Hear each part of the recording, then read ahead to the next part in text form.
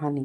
बहुत दिन पहले की बात है। एक रामू नाम का लड़का एक दिन समुद्री जहाज से कहीं जाने के लिए बैठा और कुछ दूर जाने पर बहुत भयानक समुद्र दुर्घटना से बच गया और वो तैरते हुए एक छोटे से टापू पर पहुंच गया, जो कि वह टापू एकदम निर्जन और सुनसान पड़ा था। और वो सुनसान टापू को देख बहुत रोया। फिर उसने आसमान की ओर देख उसने भगवान से शिकायत की कि अगर मुझे ऐसे ही निर्जन और सुनसान टापू पे भेजना था तो मुझे बचाया ही क्यों। उसने जहाज में मार देते तो अच्छा ही होता। फिर वो थक हार कर अब वो अपनी ज़िंदगी बचाने के लिए संघर्ष करने लगा। उसने जैसे तैसे अपने रहने के लिए सूखे घास से अपने लिए एक घास की झोपड़ी बनाई और उस झोपड़ी में खुशी खुशी रहने लगा। और वो हर दिन ईश्वर से प्रार्थना करता कि उसे यहाँ सुनसान टापू से बचा लें और घर पहुंचा दें।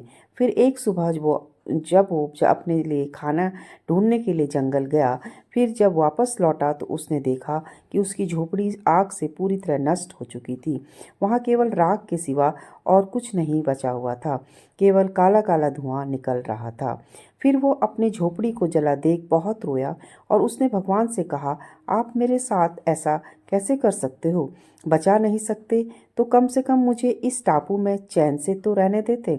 ऐसे ही रोते हुए उसको नींद आ गई और वो बिना खाए ही सो गया। अगले दिन ही जहाज की आवाज़ से वो जागा। उसको बचाने के लिए कोई जहाज वहाँ आया हुआ था। उसने जहाज वाले के पास जाकर पूछा, तुम्हें कैसे पता चला कि कोई यहाँ पर है?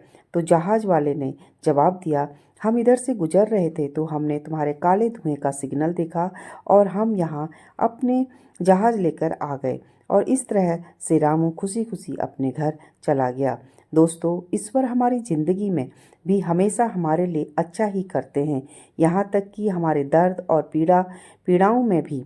जब कुछ भी गलत होता है तो जल्दी ही हम ईश्वर पर निराश हो जाते हैं, लेकिन हमें याद रखना चाहिए कि ये